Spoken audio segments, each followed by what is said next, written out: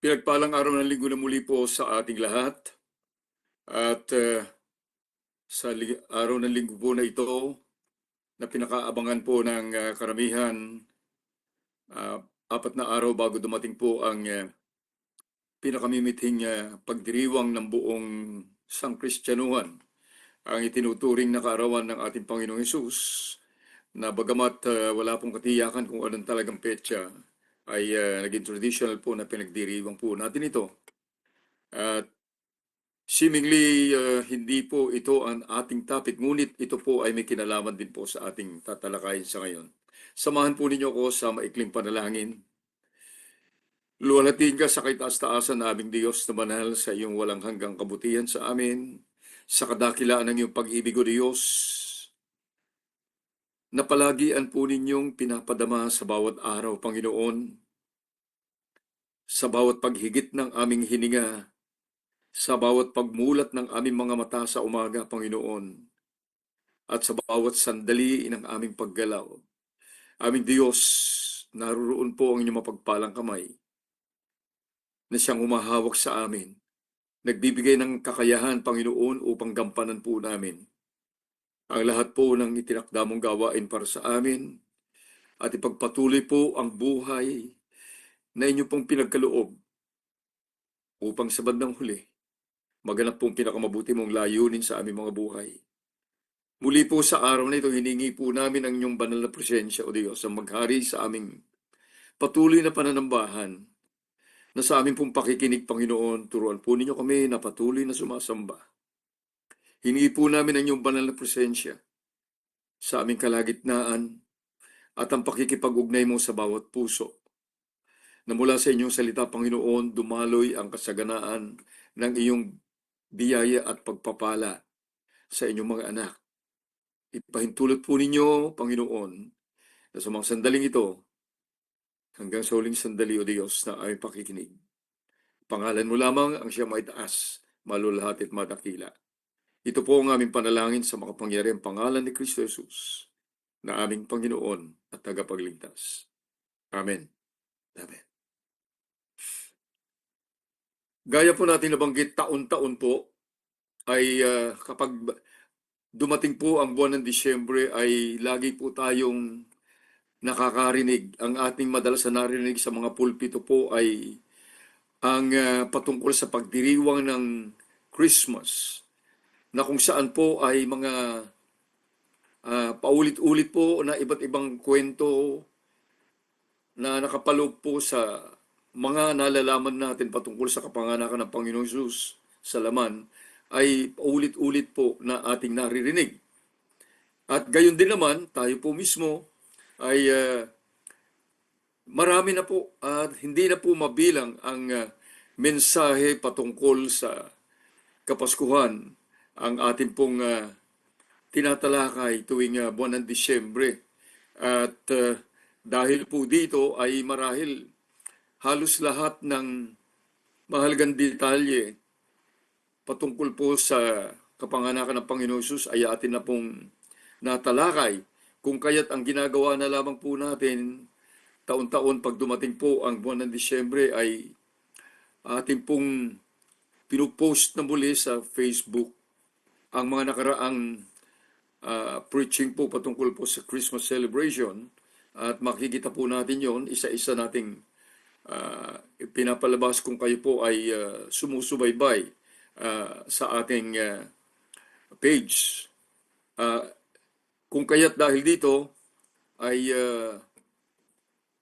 ang tatalakayin po natin ngayon ay patungkol na lamang sa ilang mga bagay-bagay na nakapaloob sa mga pangyayari patungkol po sa pagsilang ng Panginoong Hesus, ang eternal God the Son, ang pagsilang niya sa laman, sa kagaya po natin na mortal na tao. At pagkatapos po nito ay bibigyan po natin ng konting diin ang isang particular na detalye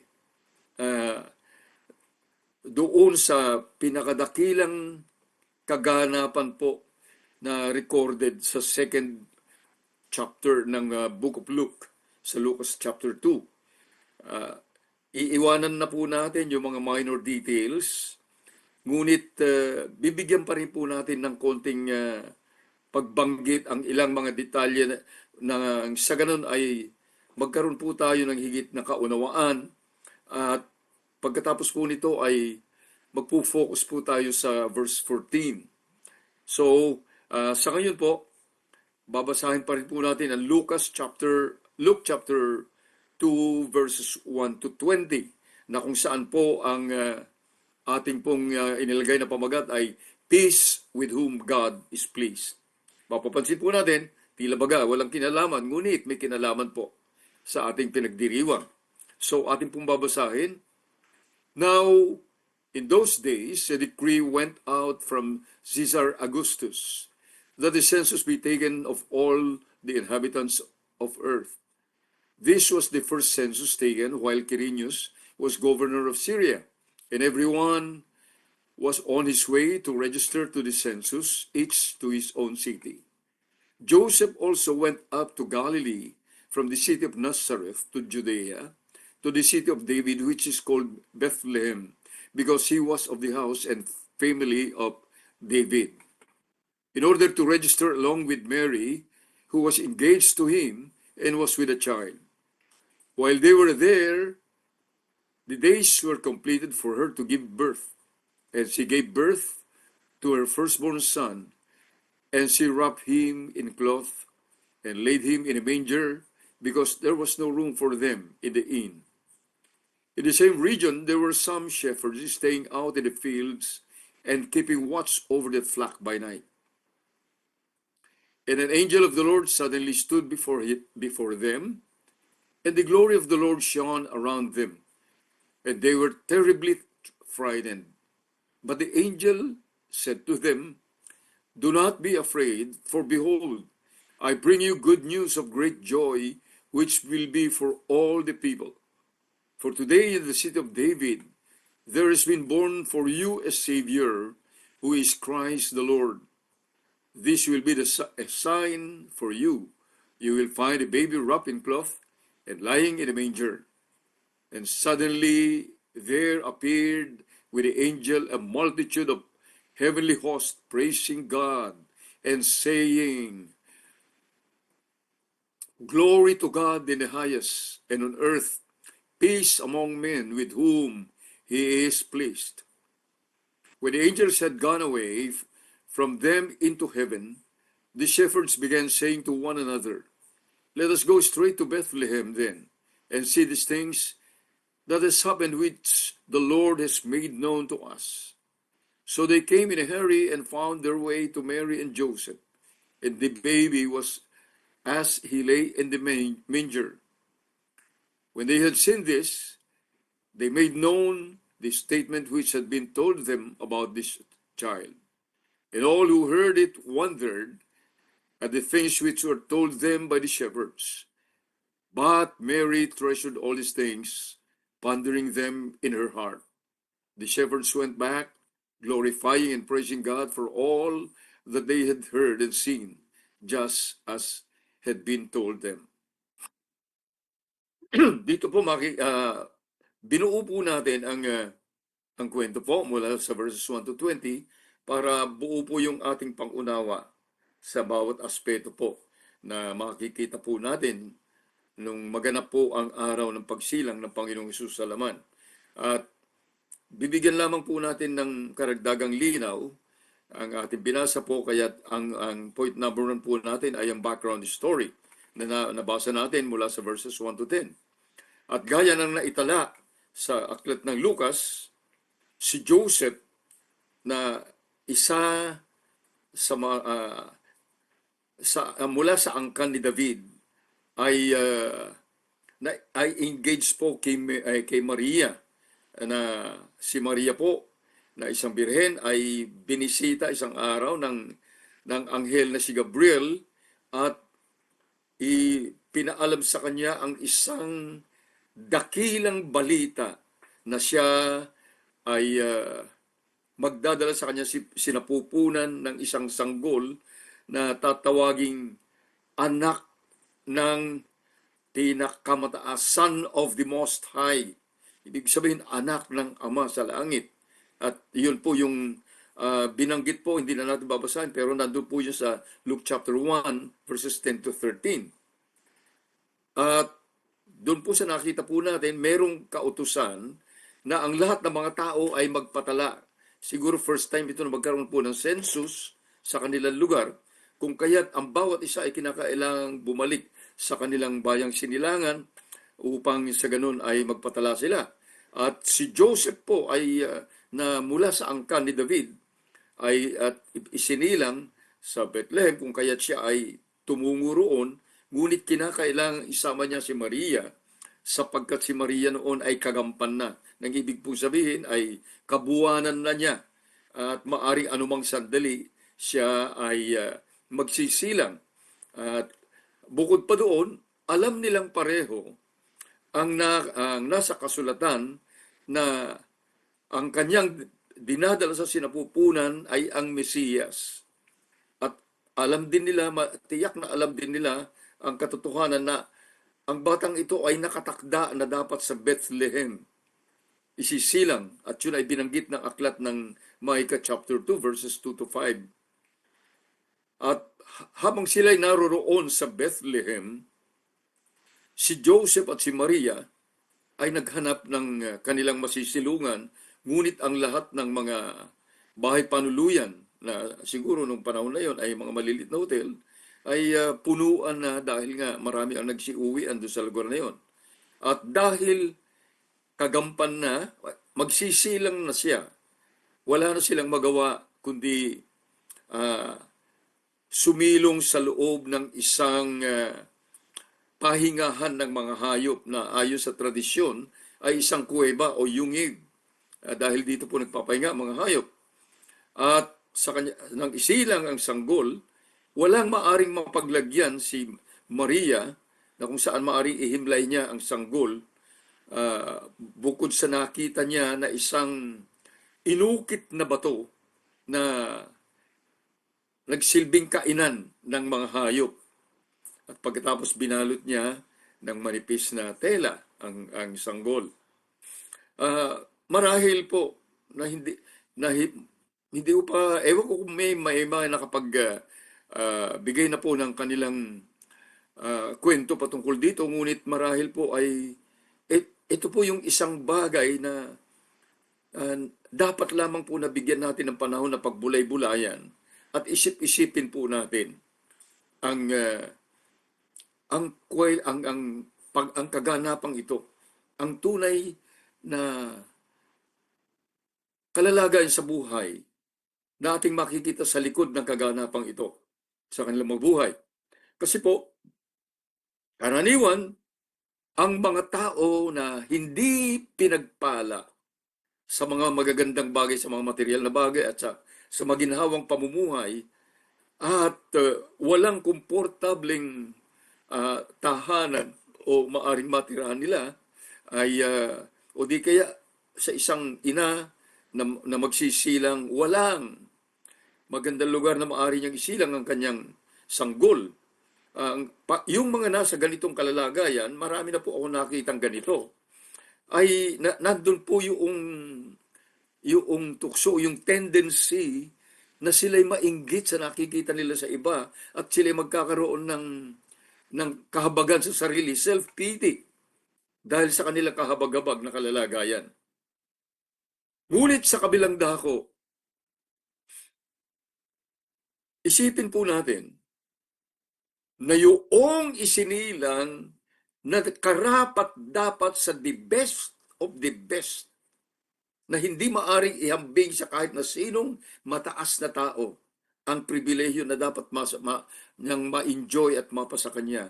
Ngunit sa halip na ganoon ay tumungo sa pinakamababang kalalagayan sa buhay na hindi natin maubos maisip kung paano. Take note, isipin po natin na yung bagong silang na sanggol na yon ay ang walang hanggang Diyos anak na isinilang na isang kagaya natin na tao upang sa ganun isakatuparan niya ang misyon na ibinigay sa kanya ng Ama, na siya yung magiging handog, magiging alay para sa kasalanan ng tao. Na doon po sa John chapter 1, verse 29, ay binanggit po ito ni John the Baptist na ang sabi niya, the Lamb of God who takes away the sin of the world. Siya yung kordero ng Diyos na inialay, inihandog upang mag-alis sa kasalanan ng sangkatauhan. At ito po, yung sinabi niyang ito, ay yun na talaga nangyari.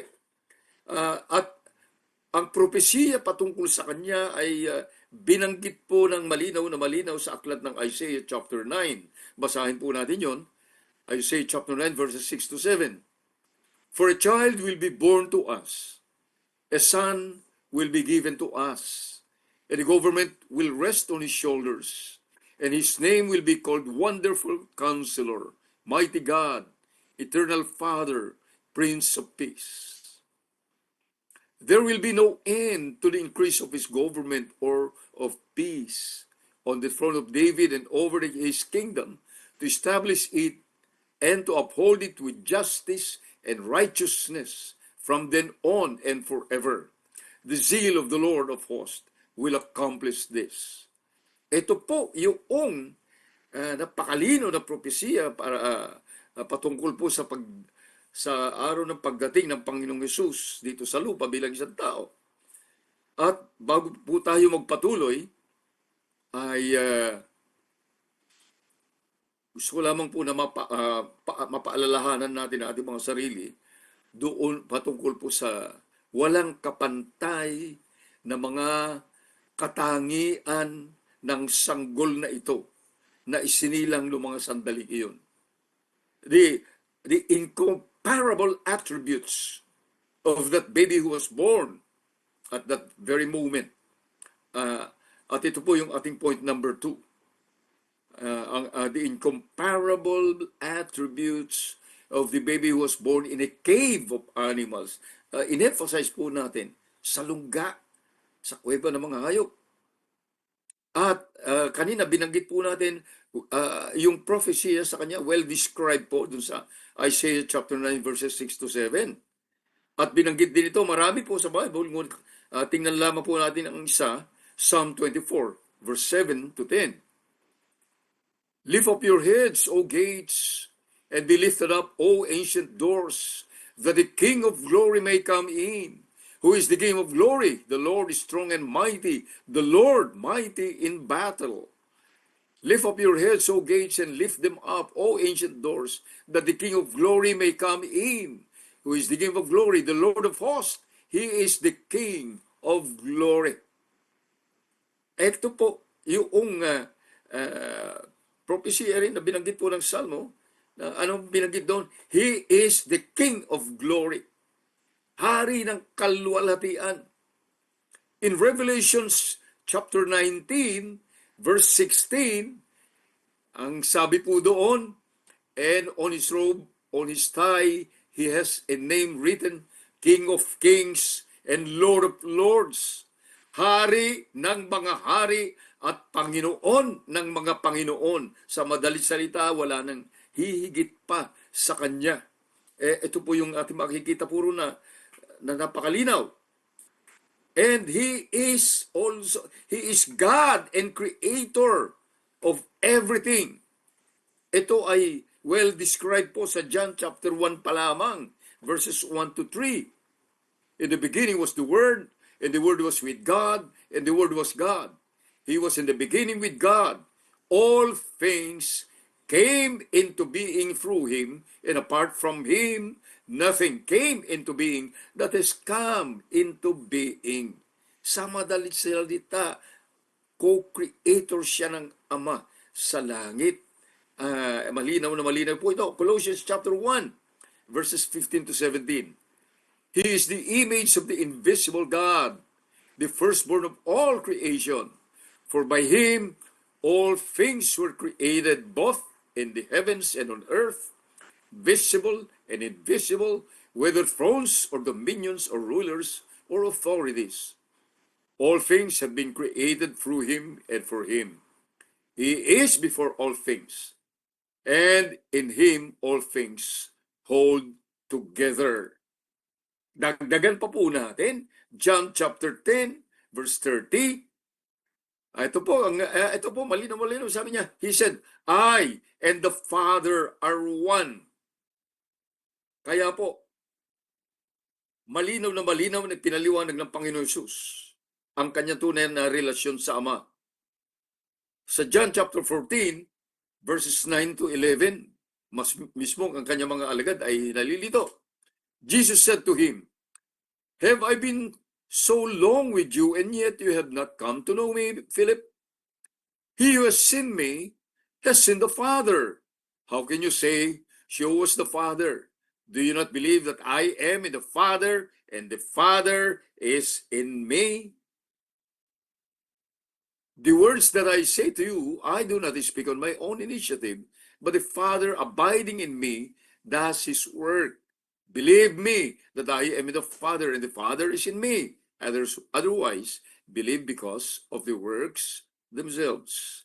So, ito po, pinaliwanag po mabuti, pinakita po sa atin ang katotohanan na hindi, sa totoo lamang po, bagamat pinapailalim ng Panginoong Hesus ang kanyang sarili sa Ama, siya ay kahalintulad ng Ama sa langit.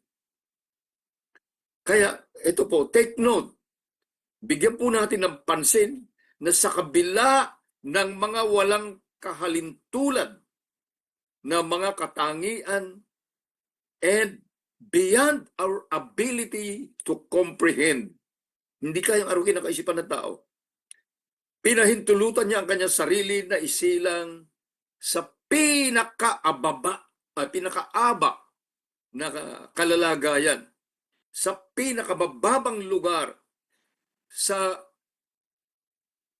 silungan na kuweba ng mga hayop, pahingahan ng mga hayop, at ang kanyang munting katawan ay nakahimlay lamang sa inukit na bato ng kainan ng mga hayop. Doon po sa English, parang napakasarap bigkasin yung salitang manger. Ngunit ito po ay inukit na bato lamang na kainan ng mga hayop. At ang matindi pa rito, sa buong panahon ng kanyang pangangaral dito sa lupa, hindi siya kailanman nakaranas kahit na mga pangkaraniwang pribilehyo ng mga pangkaraniwang tao, dahil ang kanyang focus lamang ay isakatuparan ang layunin ng kanyang pagtungo rito sa lupa. Yun lamang ang kanyang focus. Kaya tingnan po natin at pakinggan natin sa ating puso yung kanyang sinabi. Noong may mga alagad siya, may mga sumusunod sa kanya na gustong sumama sa kanya sa kanyang pangangaral, sa kanyang mission. Tingnan po natin yun sa Luke chapter 9, verses 57 and 58. As they were going along the road, someone said to him, I will follow you wherever you go. And Jesus said to him, the foxes have holes and the birds of the air have nests, but the Son of Man has nowhere to lay his head. Pansinin po natin ito. May mga alagad siya na gustong sumama sa kanya, sumunod sa kanya. Kasi po, siya ay kilala na, tanyag na, at ang kanilang iniisip ay special. Ang pagsama sa kanya, gaya po ng mga maraming mga ngaral ngayon at misyonero na akala nila ay magandang buhay. Ngunit ito po ang Panginoong Hesus, sa halip ay encourage, ay sinabi niyang katotohanan, sasama ka sa akin. Kung sasama ka, isipin mo, seemingly ganon. Mabuti pa ang mga asong gubat, may lungga. Ang mga ibon sa ipapawid, may pugad. Ngunit ang anak ng tao ay wala man lang mapaghimlayan. Okay, maaring nag-iisip po tayo o nagtataka tayo, bakit ito mga bagay na ito ang ating binabanggit na tila baga walang kinalaman dito sa pagdiriwang ng Christmas na traditionally pinaniniwalaan na birthday ng Panginoong Hesus. nung siya isilang sa laman. Ngunit ang totoo ay may kinalaman po. Yes, tayo po'y nagdiriwang. We celebrate with much rejoicing and merrymaking. Dahil po naniniwala tayo ng Panginoong Hesus ay Diyos anak na naog sa lupa, isinilang na gaya natin upang siya ay maging tagapagligtas natin mula sa sumpa ng kasalanan at kamatayan. And because of that, that really calls for a truly great rejoicing. May kadahilanan nga tayo upang talagang magalak, magsaya, at magdiwang. Gayunpaman, the plain truth is, ito na po, the fact that not all people who are traditionally celebrating Christmas Day, being known as the birthday of the Lord Jesus Christ, truly understand the very purpose in the truest sense. Ito po yung malungkot na parte. Ano po? The plain truth, sabi ko nga, hindi lahat ng tao na kasamang nagdiriwang sa traditional birthday ni Jesus Christ ay nakakaunawa yung totoong kahulugan nito. Yung totoong kahulugan at nadarama ba ang tunay na kahulugan nito. Ito yung katotohanan sa pinakamalalim na bahagi ng puso at isip ng tao na hindi natin nakikita. Ito ang katotohanan kung mula sa pinakamalalim na bahagi ng puso at isip ng tao ay yung totoong kahulugan, totoong dahilan at kahulugan ng pagdiriwang ay hindi magbubunga o hindi magre-resulta ng karanasan na ma-enjoy ang totoong pagpapala ng kanyang kanyang pagsilang na ito. Yun po ang dahilan, makikita po natin na hindi pinagpala ang lahat ng mga nagdiriwang. Yun ang dahilan kung bakit ang kaligayahan ng mga tao sa kanilang pagdiriwang ay gawa-gawa lang nila, gawa lang ng tao. Kaya nga may salitang merrymaking in English. Ang ibig sabihin, gumawa tayo ng kadahilanan upang tayo magsaya, upang tayo magdiwang. Ito ginagawa ng tao for self happiness. Kung kaya't yung ganitong pagsasaya ay panandalian lamang, pansamantala lamang. Yung kaligayahan na kanilang nararanasan sa kanilang pagdiriwang ay nakasalalay lamang doon sa mga pangyayari na kanilang nararanasan habang sila ay nagdiriwang. Ngunit paglipas ng mga araw, pagkatapos ng pangyayaring yon, usually pagdating ng New Year, after New Year, ang mangyayari na po yung karaniwang kasabihan, back to normal.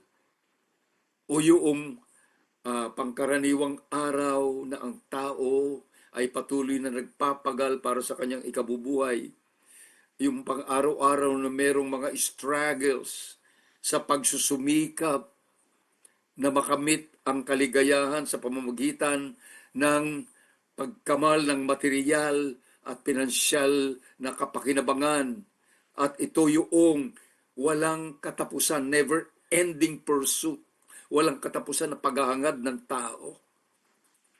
Kaya po, yung katotohanan ito sa buhay, ang siyang dahilan kung bakit ninais po natin ngayon na mag-focus sa isang particular na bahagi ng mensahe na ipinahayag ng mga anghel kay Maria patungkol sa sanggol na kanyang isisilang. Kaya tutungo po tayo sa point number 3. And this is the special proclamation of the multitude of heavenly hosts na binanggit po. Marahil maganda po, nabasahin natin muli ito. Verses 10 to 14.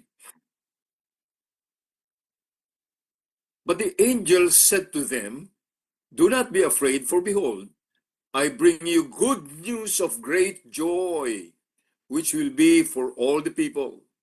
For today in the city of David there has been born for you a Savior, who is Christ the Lord. This will be a sign for you. You will find the baby wrapped in cloth and lying in a manger." And suddenly there appeared with the angel a multitude of heavenly hosts, praising God and saying, "Glory to God in the highest, and on earth peace among men with whom He is pleased." Ipinagdidiinan po natin sapagkat nandito po yung mahalagang bagay na hindi nabibigyan ng pansin. Yung good news po nito ng great joy, ipinahayag po. Ano po? Kanino?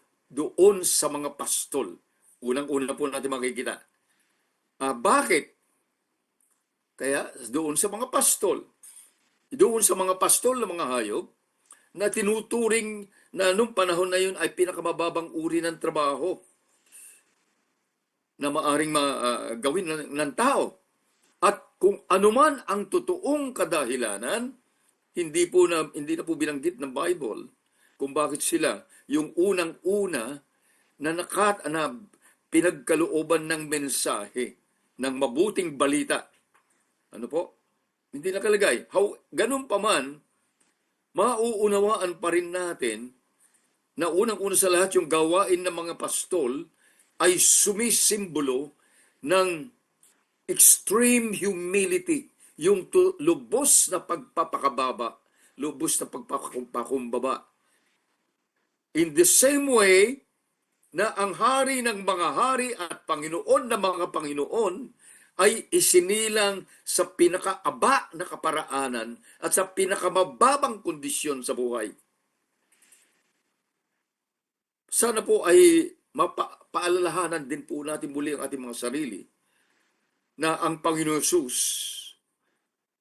binanggit po niya noon na sabi niya, the kingdom of God belongs to these little children, at kanya pong itinuro yung mga bata bilang simbolo o illustration ng totoong pagpapakumbaba, yung childlike faith, genuine humility and childlike faith. Basahin po natin yon. Mark 10, chapter 10, verses 13 to 16. And they were bringing children to him so that he might touch them. But the disciples rebuked them. But when Jesus saw this, he was indignant and said to them, "Permit the little children to come to me. Do not hinder them, for the kingdom of God belongs to such as these." Symbolo, or the little children represented an illustration of genuine humility and childlike faith. Pinanggit din yun sa Luke chapter 18, pero hindi na po tayo tutungo. 1 Corinthians chapter 1, verses 27 to 28. Ito po ay kahalintulad po ng naisipahayag ng Panginoon. But God has chosen the foolish things of the world to shame the wise. And God has chosen the weak things of the world to shame the things which are strong.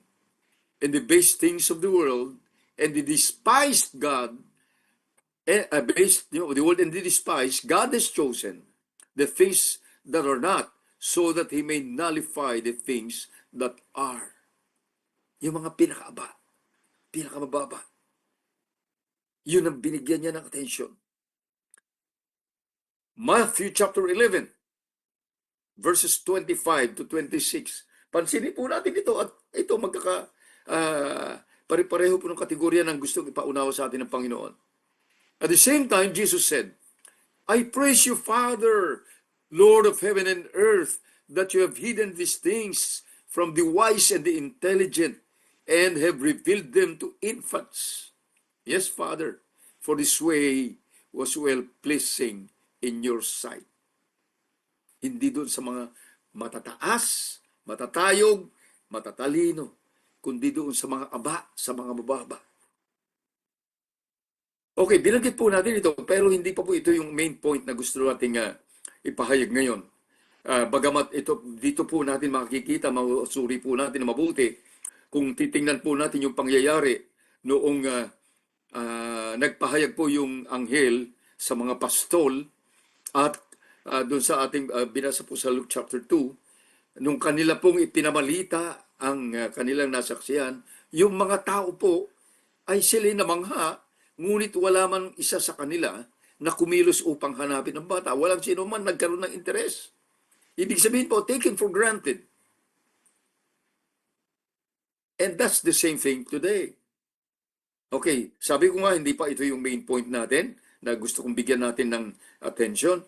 Ngunit may kinalaman, related po ito sa ipinahayag ng mga batalyon ng anghel. Sabi niyo, yung pong binanggit dito ay napakarami na mga anghel ang nandun po na nagpahayag po nito. At ngunit yung isa na nagsabi pagkatapos nung dumami na sila, lahat sila nagpuri sa Panginoon. Bago po nangyari yon, anong una nangyari? Naghayag ang anghel doon sa balita, sa pinakamagandang balita nung sinabi niya, I bring you good news of great joy. At yung good news of great joy na yon ay kinakailangang ipahayag nila sa mga tao. Yun ang dahilan kaya yung mga pastol po ay matapos po nila mapuntahan ang sinilang na sanggol, sila nagpunta sa bayan at ipinamalita nila. Yan kanilang ginawa. Ngunit sabi ko nga, walang pumansin. Namanghalang ang tao, ngunit pinagsawalang bala. At pagkatapos nito, na nagpahayag yung anghel, biglang sumulpot ang napakarami, actually, great company of angels. Hindi po natin alam kung paano karami, ngunit pag sinabi pong host of a heavenly host, talagang napakarami po yan na mga anghel po, na nung sila'y sumulpot, sila'y nagpupuri sa Diyos, praising God in the highest. At dito po, yung particular proclamation na ito, ang siyang gusto natin bigyan ng emphasis, gusto natin bigyan ng diin, dahil tila baga ito ay taken for granted lamang o hindi binibigyan ng masusing attention. Yung second line ng verse 14, nung sabi ng mga host of angels, and on earth, peace among men with whom, ito po, peace among men on whom his favor rests. Okay, yan po yung ating makikita na binanggit po ng NASB, ay ng NIV. At ang NASB po, ang sabi, and on earth, peace among men with whom he is pleased. Ay, binanggit po natin para makita po natin na New American Standard Bible, ang New International Version, bagamat may word na magkaiba, ginamit sa NIV, ay sa NASB ay whom he is pleased, at doon sa NIV ay whom his favor rests. Magkaiba po yung word na ginamit, ngunit pareho po ang nais tukuyin. Dahil unang-una, yung sinabi ng NASB na among men whom he is pleased, yung ang kapayapaan sa lupa sa mga tao na kinalulugdan ng Diyos. At yung ginamit po naman sa NIV, yung sabi whom his favor rest ay pinananahanan ng kabutihang loob ng Diyos. So, ito po yung ating mapapansin po na pareho. Na, mukhang napagbaliktad ko lang, pero pareho, anyway, pareho naman po yun. Ang nais pong katukuyin dito. At kung, at kung bibigyan po natin ng tamang atensyon at maingat na pagsusuri ang bagay na ito po ay talagang great proclamation. Napakadakilang kapahayagan ang kanya sinabi rito na para sa lahat ng tao supposedly. At kung hindi pa rin po tayo naku-curious, hindi ko na lamang po alam. Again, yung pangyayari na ipinabalita na pagdating ng Mesiyas ay magdudulot ng kapayapaan sa mga tao na kinalulugdan ng Diyos. O kapayapaan sa mga tao na pinananahanan ng kabutihan ng loob ng Diyos. Ngunit kapag tayo po ay nag-isip na mabuti at nakikita po natin ang mga nangyayari sa mundo, magkakaroon po tayo ng malaking katanungan, big question mark. Kasi po, ang mundo na ating pinananahanan ngayon ay hindi kailanman nakaranas ng totoong kapayapaan. Wala po. Hindi lamang sa lupain, kundi kahit sa panig ng mundo ay hindi totoong naranasan ang kapayapaan, hindi lamang sa lupain, kundi maging sa puso at buhay ng mga tao. Karamihan ng mga tao, walang totoong kapayapaan sa buhay at sa puso ng karamihan tao sa mundo. At ito po yung ating makikita na katotohanan. Kung tayo po ay nagmamatsyag sa nangyayari sa mundo ngayon, ang ating pong makikita, maobserbahan po natin ang napakasalimuot, napakagulo na kalalagayan ng buhay sa buong mundo. At ito ay palala ng palala sa bawat araw. We are experiencing a chaotic condition of life in the entire world. Palala po ng palala. Nakikita natin mismo sa ating harapan yung mga kaguluhan ng mga bansa. Naglalaban-laban ng mga bansa, nagkakaroon ng mga hindi pagkakaunawaan at nagkakaroon ng labanan. Kahit saan nandun ang social and political unrest, kaguluhan sa society, kaguluhan sa politika, sa halos bawat bansa, na lalong pinalala ng pagbagsak ng ekonomiya ng maraming bansa at mga paglala din ng mga kalukuhan ng mga religious groups, ang pagbagsak ng moralidad ng mga henerasyon ngayon. At ganun din yung pagpasama ng pasama na kondisyon ng puso ng mga tao. Nararanasan natin yung pagdami at pagkalat ng mga karamdaman na dati ay hindi natin alam. Basta na lang nagsulputan. At ito pa po, kung inyo po napapansin, binibigyan ng attention dahil palala ng palala, padami ng padami, ang nagkakaroon ng problema po sa kaisipan. Lalong-lalo na po sa younger generation ngayon. Kaalinsabay ng lahat ng ito, padami ang mga bulaang propeta, bulaang mga ngaral, at mga bulaang relihiyon. At makikita rin natin na marami rin mga supposedly Christian churches ang bumabagsak na po sa apostasy o pagtalikod sa katotohanan ng salita ng Diyos. At ito'y binanggit na ng Bible mula sa napakatagal ng panahon. So, ano po yung punto rito? Tila baga, salungat ito sa proclamation ng mga anghel. Ngunit, hindi po salungat. Hindi po mali ang mga anghel. Ito ay katotohanan. At ito po yung ating titingnan na mahalagang katotohanan. Kailangan lamang na unawain natin ng malaliman yung eksaktong sinabi ng mga anghel na ang makakaranas ng totoong kapayapaan na kanilang ipinahayag, sabi niya, peace among men with whom He is pleased. Yung mga kinalugdan ng Diyos. Peace to men on whom His favor rests. Yung mga pinamahayan ng kabutihang loob ng Diyos. Sa madalit salita, hindi po lahat ng tao.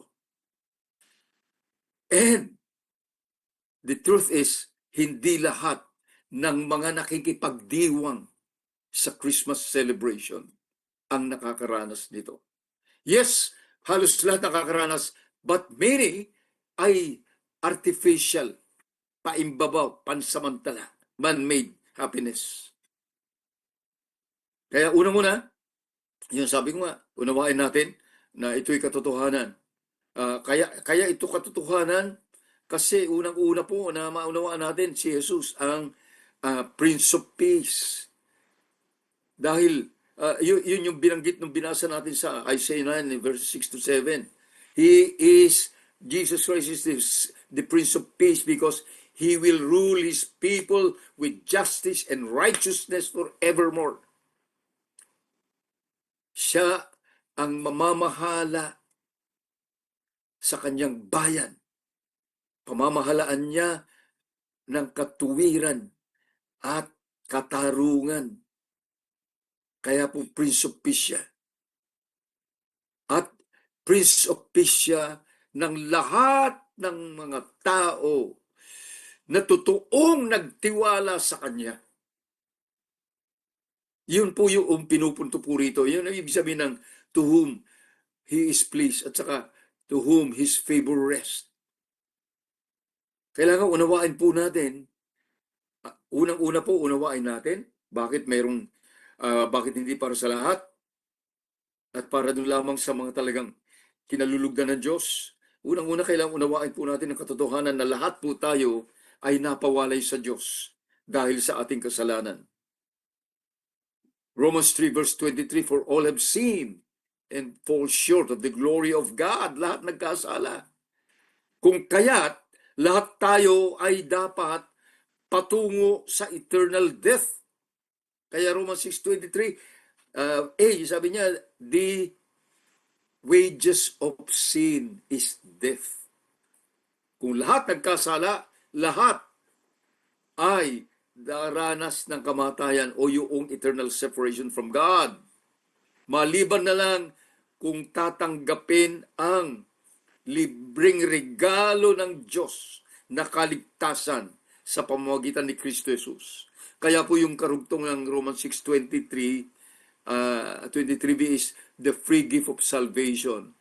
The free gift of God is eternal life in Christ Jesus our Lord. Nandun po yung karugtong nun. Dahil sa kasalanan, ang tao po hindi nagkaroon ng kapayapaan sa kanilang mga sarili. Dahil alam nila na sila na isumpa ng kasalanan yun, dahil sa kanila ang sumpa ng kasalanan. Kahit ang tao wala pong totoong kapayapaan eh. Because we are cursed and bound to eternal damnation. At the more na ang tao ay gumagawa ng paraan para sa kanyang kaligtasan, lalo naman siyang na lumulubog sa gitna mas malalim na parang kumunoy ng kasalanan at pagkakawalay sa Diyos. The more na ang tao ay naghahanap ng totoong kapayapaan at totoong kagalakan, lalo naman silang napapalalim sa pagkakahiwalay sa Diyos. Sapagkat hindi po pwede na manggagaling siya sa ating sariling gawa. At yun ang nangyayari po sa maraming tao tuwing Christmas season. Ang lahat ay gumagawa ng paraan upang magsaya. Ngunit, kung tayo ay nakikinig sa mga balita, malalaman po natin agad na ang kanilang inaasam na kasiyahan, pagdiriwang at kaligayahan ay artificial, paimbabaw. Sapagkat sila ay nakasandal, nakabase, nakasalalay sa mga pangyayari na magaganap. Kaya kapag may trahedya nangyari sa pamilya, nawala na po yung kasiyahan ng Pasko. Pag nawala ng pera, wala ng kasiyahan. Yun po, makikita natin, kaya paimbabaw, hindi makatotohanan yung pagdiriwang na ginagawa ng tao. At yun yung masaklap. Ngunit ito po yung magandang balita, hindi ninais ng Diyos na masadlak ang tao sa walang hanggang kapahamakan.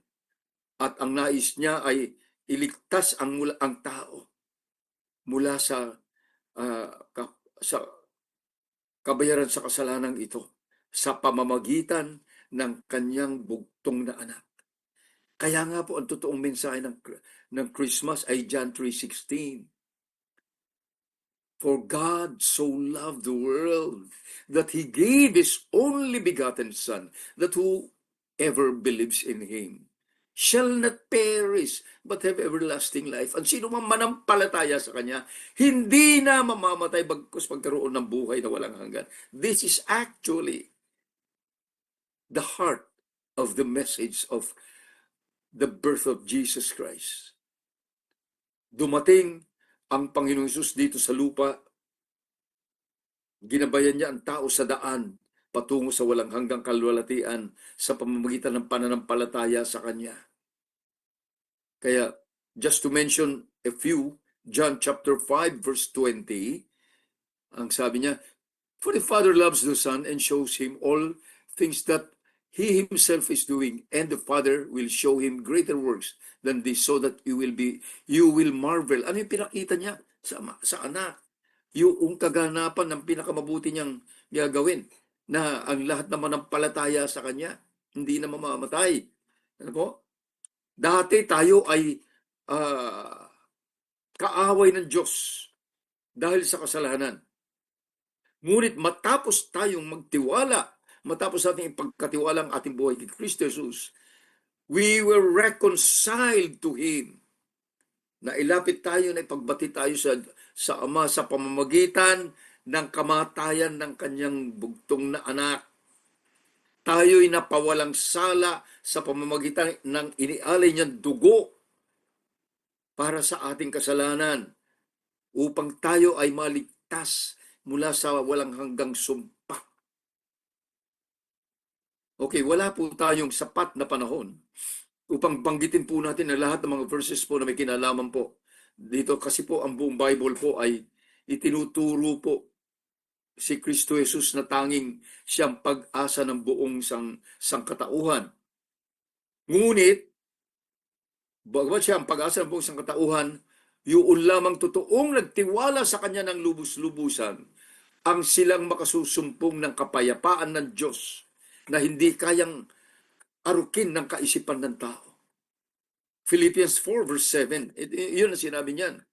And the peace of God, which surpasses all comprehension, will guard your hearts and your minds in Christ Jesus. Therefore, yung mga totoong na-reconcile sa Diyos sa pamamagitan ni Kristo Jesus ay kalugod-lugod sa kanyang mga mata at dumaloy sa kanila ang kabutihang loob ng Diyos dahil inilagak nila ang kanilang pananampalataya sa tinapos na gawain ni Kristo Jesus sa krus. Dahil alam nila na yun lamang ang tanging daan ng kaligtasan. At dahil dito, lahat ng mga totoong nanampalataya, sila ay yung totoong kabilang sa kaharian ng Diyos. At sila yung nakakaunawa na sila ay nakatanggap ng lahat ng pagpapalang espiritual sa langit kay Kristo. Ang ganda po ng Ephesians chapter 1 verse 3 nung binanggit ito. Sabi, "Blessed be the God and Father of our Lord Jesus Christ, who has blessed us with every spiritual blessing in the heavenly places in Christ." Grabe po. Kung kaya't, ang mga pinagpalang ito, sila yung nag-i-enjoy at mag-i-enjoy ng kapayapaan ng Diyos na kahit na ano pa ang mga nangyayari sa kapaligiran, kahit na ano pa ang daraanan ng mga sigalot sa buhay sa mundong ito, hindi sila maapektuhan, hindi mawawala ang kapayapaan ng Diyos. Sila yung mga totoong may kakayahan at makakaranas ng makatotohanang pagsasaya sa pag-aalala sa kapanganakan ng Panginoong Hesus. Kaya ito yung ating ginagawang nagdiriwang man tayo na bagamat hindi natin alam yung totoong petsa, nagdiriwang man tayo, ang punto po rito ay yung ating pagdiriwang na labis na pagsasaya ay pagpapaalala sa ating mga sarili ng katapatan ng Diyos Ama sa kanyang pagsugo sa kanyang anak na nilubos ang gawain ng kaligtasan natin sa krus ng Kalbaryo nung inihandog niya ang kanyang dugo bilang pantubos sa ating mga kasalanan. Ibig ko sabihin, hindi tumitigil sa kanyang pagsilang, kundi yun lamang ang simula upang magkaroon ng katuparan ang kanyang pagtungo sa krus sa takdang panahon. Sa kanyang anyo at kalikasang tao, ang kanyang walang bahid ng kasalanan na dugo ang siyang magiging hain para sa ating kasalanan. Kaya po, again, pag binalikan po natin yung kwento ng Luke chapter 2, makikita po natin ipinamalita sa mga tao. At ang mga tao ay namangha. Alam ng mga tao na darating ang isinugong tagapagligtas. Ngunit hindi nila binigyan ng pansin, namangha lamang sila. In the same way, marami nagdiriwang ngayon, ngunit pinagsasawalang bahala yung tunay na kahulugan at yung tunay na mensahe. Pinagsasawalang bahala in the sense na hindi nakatimo sa puso yung katotohanan ito, kung kaya't hindi nila magawa na totoong bigyan ng parangal at pagdakila ang Diyos sa pagkakasilang ni Kristo. Ngayon po, if you are with me right now, kung kayo po ay kasama namin na nagsasabi at naniniwala at totoong ipinagkatiwala ang buhay kay Kristo Jesus at totoong nagsuko ng buhay sa sovereign power and authority of the Lord Jesus Christ. Kung totoo po ito, tayo po ang siyang nag-i-enjoy. Tayo po yung totoong nakakatanggap ng kapayapaan ng Diyos na hindi kayang arukin ng kaisipan ng tao. Dahil ito ay binigay ng Diyos doon lamang sa mga kanyang kinalulugdan, doon lamang sa mga dinaluyan ng kanyang kabutihang loob. Kaya po doon sa John chapter 14 verse 27, ito po sabi, yung ulitin po natin dahil ito binanggit na kanina, hindi pa po pala ngayon lang, tingnan po natin paano po yung legacy na iniwan ng Panginoon bago po siya tumungo sa langit na muli. Peace I leave you. My peace I give to you. Not as the world gives, do I give you. Do not let your heart be troubled, nor let it be fearful. Ang iniwan ng Panginoon, bago siya tumungo sa langit na muli, kapayapaan sa lahat ng kanyang mga alagad at nananampalataya sa kanya. Pag binasa po natin kung paano po bumati yung mga greetings po ni Paul sa kanyang mga liham sa mga ibang churches, lagi po nandun, the peace of God and of Jesus Christ. Lagi pong binabanggit. Ano po? Kaya yung pong legacy of peace na yun, ang iniwan sa atin sa mga tunay na mananampalataya, itong kanyang iniwan. At kung itong kanyang iniwan, alam kasi niya na ang kanyang mga alagad at ang lahat ng mga mananampalataya sa kanya ay daranas ng mga kahirapan at pagdurusa sa kanyang paglisan. At then ay nangyayari hanggang sa ating kapanahonan ngayon, palala na palala. Ngunit, ang lahat ng totoong mananampalataya noon at maging sa ating kapanahunan ay may kapayapaan ng Diyos. Tandaan po natin, anuman ang ating nararanasan. Bakit po? Unang-una sa lahat, napatawad tayo sa ating mga kasalanan. Hindi na tayo ligalig na isipin kung anong gagawin natin upang tayo ay mapatawad at tayo ay patungo sa langit. Napatawad na po tayo. Absueldo na po tayo. Natanggap na po natin ang katarungan na pinataw ng Diyos sapagkat ito'y tinanggap na ni Kristo. Kahit sa parting yun, panatag na po tayo. Yung kapayapaan ng iyon ay kapanatagan at katiwasayan sa puso at kalooban. At yung kapayapaan na yun, sabi nga ay hindi kayang arukin ng kaunawaan ng tao. Siya yung mag-iingat sa puso at isip dahil kay Kristo Jesus. Kaya tayo na totoong na kay Kristo Jesus ang ating buhay, ay mararanasan din natin yun at patuloy nating mararanasan anuman po ang mga suliranin na darating sa atin, anuman ang mga sigalot na mararanasan natin sa lupa, nananatili po yung kapayapaan na yon. At yung kapayapaan na yon, dahil nandun po yun palagi, wala tayong takot maging sa kamatayan. Wala tayong takot maging sa kinabukasan dahil ang ating mga buhay, ang ating kinabukasan ay nasa kamay ng Panginoong Hesus. Kung kaya't ang kapayapaan ng Diyos ay kakambal po ang kagalakan ng Diyos. Hindi nagkakahiwalay po yun sa lahat ng mga pangyayari. Kaya't ang totoong pagsasaya, pagdiriwang, ay hindi gaya ng artificial na pagsasaya ng mundo na nakabase sa kung anong kinakain, nakabase sa kung ano-ano ang mga pinaggagawa. Hindi po. Kundi yung kagalakan ng katotohanan na tayo ay may kapanatagan, katiwasayan at may kagalakan sa puso pagkat tayo ay kabilang sa kaharian ng Diyos.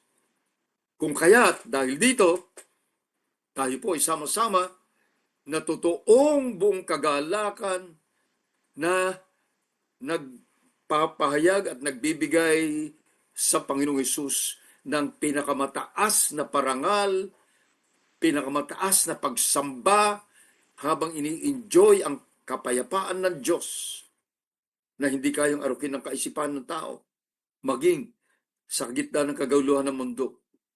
At bilang mga tumanggap ng favor ng Diyos at ng kaligtasan, tayo po'y nagdiriwang. Hindi po para pasayahin ang ating katawang lupa. Hindi po para pasayahin ang ating emotion lamang. Hindi po para pasiglahin ang ating tiyan.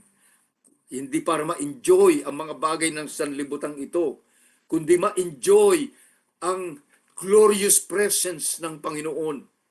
Yung kalwalatian na tayo nasa kanyang presensya at yung kalwalatian ng pangalan niya sa pamamagitan po ng paghandog ng ating sarili bilang buhay na hain na katanggap-tanggap Diyos. Ang ating mga sarili, habang nihandog natin bilang buhay na hain, ito po yung pinakamahalagang bahagi po doon. At doon natin mararanasan ang tunay na kapanatagan, katiwasayan, kagalakan na hindi maubos-ubos. Let's bow down our heads in prayer. Tayo pong lahat ay tumayo. Awitin lamang po natin ito, damahin po natin.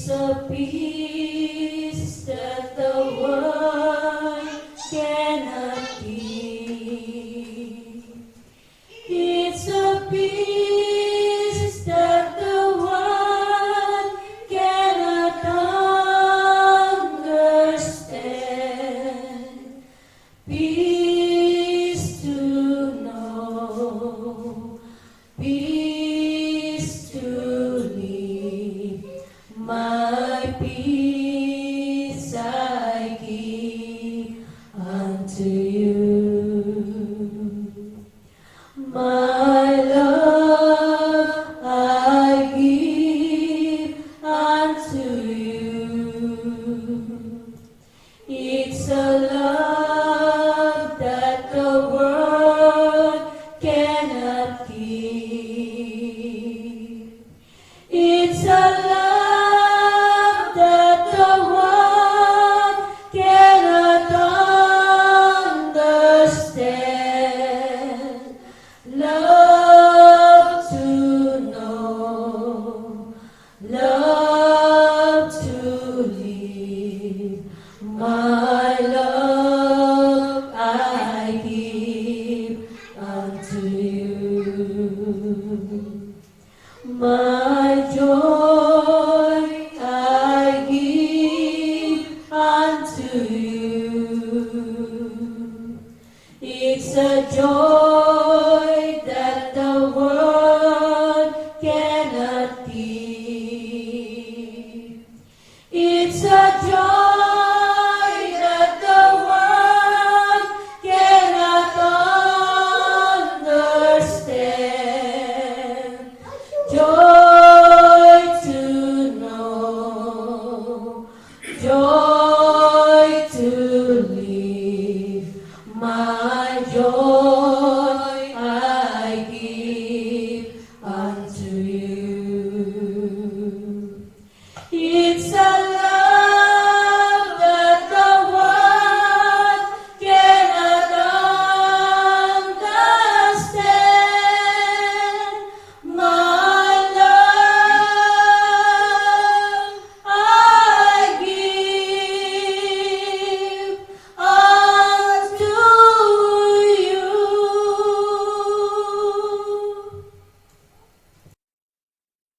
Luwalhatiin ka, aming Diyos,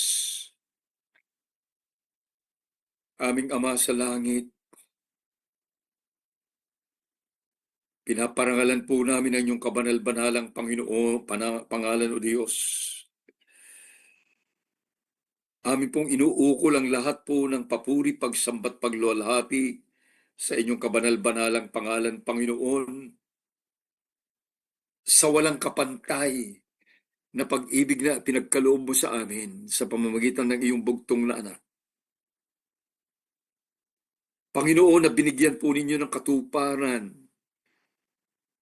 ang iyong pangako sa sinaunang panahon pa lamang,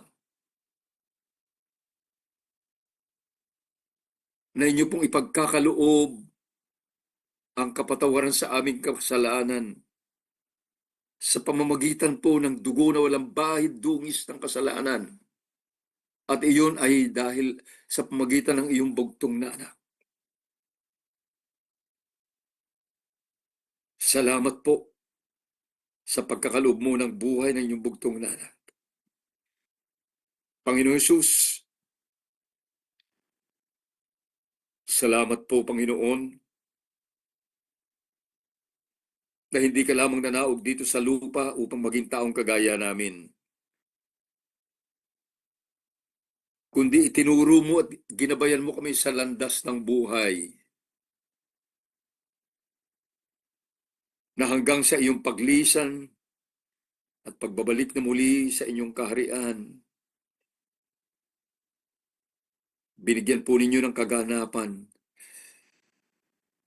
ang sinauna pang palatuntunan ng iyong kaharian o Diyos, na kami ay kakaunin mo, makakasama mo sa walang hanggang kalulatian. Salamat po. Salamat po na dahil sa iyong pagtungo rin sa lupa at pag-aalay ng iyong dugo, kami po ay may kapayapaan sa aming puso, sa aming isipan, sa aming espiritu. Kapanatagan at katiwasayan ng kalooban. Dahil sa katiyakan na kami po ay kalugod-lugod sa inyong paningin dahil nga po sa aming pagtitiwala sa inyong ginawa sa amin, sa aming pong pagsuko ng aming buhay sa iyo. Aming Diyos, tulungan po ninyo kami na patuloy lamang po maparangalan ang pangalan mo, na sa pamagitan po ng natitirang panahon sa aming buhay, maialay po namin sa inyo ang lahat ng bagay na magbibigay ng kalulatian sa iyong pangalan. Na ang aming pong buhay, O Diyos, ay magsilbing alay at maging kalugod-lugod sa inyong paligid. Nang aming buhay ay maging buhay na hain upang ikaw ay aming maparangalan at tunay na maluwalhati. Salamat po sa aming pong paggunita sa walang hanggang kadakilaan ng iyong pag-ibig, Panginoon. Idinudulog din po namin sa iyo, Diyos, maging ang aming mga mahal sa buhay at mga kaibigan, na masumpungan nila ang katotohanan ng kadahilanan ng iyong pagtungo rito, na dumaloy po ang kasaganaan ng iyong biyaya at kahabagan sa kanilang mga buhay. Makasama namin, makapiling din namin sa iyong walang hanggang kaharian. Salamat po, Ama, at ipahintulot po ninyo sa anumang pagdiriwang namin ginagawa at ng buong sambayanan. Kayo po ang maging sentro ng lahat. Samahan po ninyo yung mga anak sa bawat takbang sa lakbayin ng buhay. Maganap po ang pinakamabuti mong palatuntunan sa kanilang mga buhay. At ipahintulot po ninyo, O Diyos, na masumpungan nila ang kaganapan ng nais mong ipaunawa sa bawat isa. Mataluntun namin ang landas na lubos na magbibigay ng katuparan sa lahat ng inyong ninanais para sa amin. Salamat po sa inyo lamang ang lahat ng papuri, pagsambat, paglulahati. Sa makapangyarihang pangalan ni Kristo Jesus, na namumuhay at nag-aahari sa piling mo, sa pakikipisan ng banal na Espiritu, isang Diyos, magpakasawalang hanggan. Amen. Amen. God bless you all.